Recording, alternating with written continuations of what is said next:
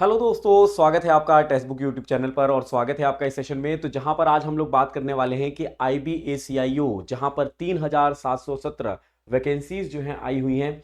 इसमें दोस्तों in hand salary कितनी होती है, इनका वर्क क्या होता है, पावर क्या होती है, रिस्क क्या होता है, ये सब हम लोग बात करने वाले हैं यहाँ पर। तो इस सेशन को हम लोग छोटे से छोटा रखेंगे और एक बार जल्दी से सेशन शेयर कर दीजिए जिससे सब लोग जुड़ सके। चलिए स्टार्ट करते हैं।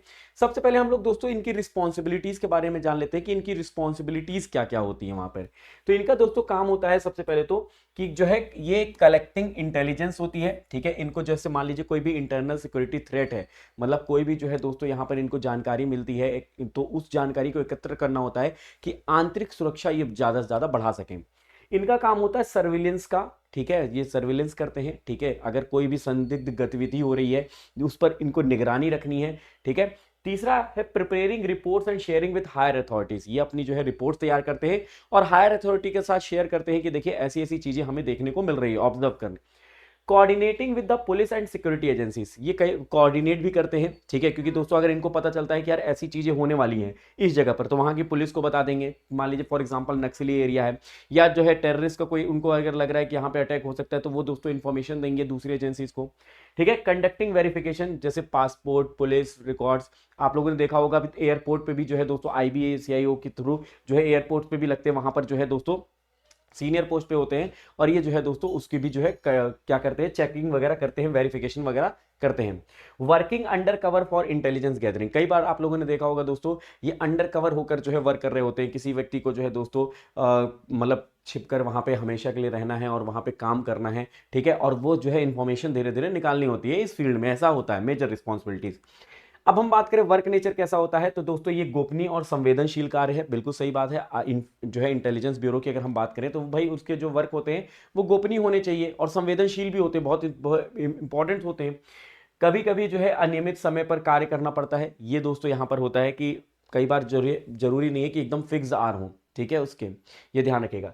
आपात स्थितियों में ड्यूटी बढ़ सकती है, मान लीजिए कोई इमरजेंसी आ गई तो वहां पर जो है ड्यूटी बढ़ सकती है या वर्किंग आवर्स बढ़ सकता है आपका। इसके अलावा अगर हम बात करें कि पावर क्या होती है यहां पर, तो सरकार की गोपनीय सूचनाओं तक आपको पहुंच मिलती है। ठीक है, जो जो इंपॉर्टेंट इंफॉर्मेशन होती हैं सरकार की वहां तक आपको जो है दोस्तों इंफॉर्मेशन मिल जाती है, ये एक पावर है। ठीक है, दूसरी निगरानी और खुफिया गतिविधियों का संचालन करना। ठीक है, जो भी अथॉरिटी जो होगी वो कंडक्ट करेगी सर्विलेंस वगैरह। ठीक है, ऑपरेशन और निर्णय में रणनीतिक योगदान, जो दोस्तों IB ऑफिसर्स होते हैं उनका बड़ा योगदान होता है। जैसे फॉर एग्जांपल कोई ऑपरेशन, अभी जैसे दोस्तों ऑपरेशन हुआ था सिंदूर, तो हो सकता है उसके पीछे इंटेलिजेंस ब्यूरो का भी जो है दोस्तों एक बहुत बड़ा योगदान रहा होगा कि क्या क्या गतिविधियां क्या क्या देखने को मिलती हैं। ठीक है, कहाँ पे क्या चीजें करनी चाहिए, वो सब इनका जो है दोस्तों एक पावर है जिसको ये दोस्तों वहां पे यूज करते हैं। स्थानीय पुलिस और प्रशासन के साथ जो है समन्वय के अधिकार। ठीक है, ये दोस्तों कोऑर्डिनेट कर सकते हैं लोकल पुलिस के साथ और एडमिनिस्ट्रेटिव एजेंसी के साथ। कहीं पर भी जाते हैं तो दोस्तों जो इनका ID कार्ड होता है वो बहुत ही ज़्यादा पावरफुल होता है।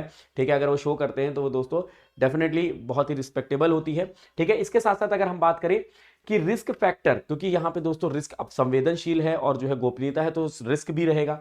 रिस्क रहता है जैसे कि दोस्तों नक्सल एरिया में अगर आपको दोस्तों वहां पे ड्यूटी लग गई नक्सल एरिया वाले क्षेत्र में, तो वहां पे दिक्कत होती है। ठीक है, उसके बाद कई बार ऐसा होता है कि वर्क आवर फिक्स नहीं होता है, इसलिए भी ये रिस्की है जॉब। ठीक है, ये ध्यान रखेगा। यहाँ पे आपको एंटी नेशनल एलिमेंट्स जो होते हैं, ठीक है, जो दोस्तों देश के विरुद्ध होते हैं, उनसे उनके साथ आपको डील करना होता है, जो कि बहुत ही खतरनाक है।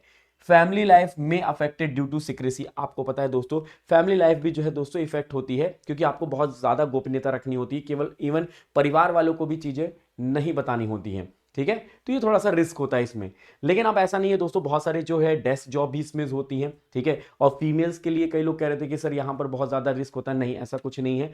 अब जो है वैसा नहीं रहा है, अब जो है ऑफिसेज होते हैं, ऑफिसेज में क्योंकि कंप्यूटर वर्क्स भी होते हैं तो वो फीमेल्स को दे दिए जाते हैं। ठीक है, हाँ कुछ केसेस में डेफिनेटली रिस्क होते हैं, नो डाउट। ठीक है, लेकिन दोस्तों जिसको मतलब यही कहते हैं ना दोस्तों, अगर कर दिखाने की अगर मन में ठान रखी है आपने देश के लिए तो वो दोस्तों डेफिनेटली वर्क करता है। ठीक है, और इतना ज्यादा अब रिस्क नहीं रहा है जितना पहले रिस्क हुआ करता था एक समय। ठीक है, और अब देखिए दोस्तों, यहाँ पे हम सैलरी की बात कर लेते हैं, सैलरी की। तो यहाँ पे पे लेवल जो है इसमें 7 के अकॉर्डिंग अगर मैं बात करूँ, 7 जो सीपीसी के अकॉर्डिंग अगर हम बात करते हैं, बेसिक पे इसमें 44,900 स्टार्ट होती है, 44,900, फिर धीरे धीरे ईयरली बढ़ती रहती है। ठीक है, इसमें साल दर साल बढ़ेगी। डियरनेस अलाउंस मतलब जो महंगाई भत्ता होता है वो अभी 55% चल रहा है। ठीक है, अभी जब 8 पे कमीशन आ जाएगा तो दोस्तों आपको पता है वो सारी चीजें चेंज हो जाएंगी। ठीक है, अभी जो है दोस्तों 55%, तो यहाँ पे 44 का 9,000 सॉरी 44,900 का जो है 55% निकालेंगे तो 24,695, 24,695 समथिंग। इसमें हाउस रेंट अलाउंस मिलता है। सिंस देखिए दोस्तों, जो जॉब लगती है, ठीक है, इसमें आईबी में मोस्टली मेट्रो वगैरह में लग जाती है, तो वहां पर जो है आपको एचआरए जो है 10,000 के आसपास मिल जाता है, 24% के आसपास। ट्रांसपोर्टेशन अलाउंस जो है दोस्तों ये वेरी करता है, 3600 से लेकर 4800, 3600 से लेकर 4800। स्पेशल सिक्योरिटी अलाउंस मिलता है इसमें 8,980 का। ठीक है, तो ग्रॉस सैलरी जो बनती है वो 92,000 से लेकर 95,000 तक की ग्रॉस सैलरी बनती है।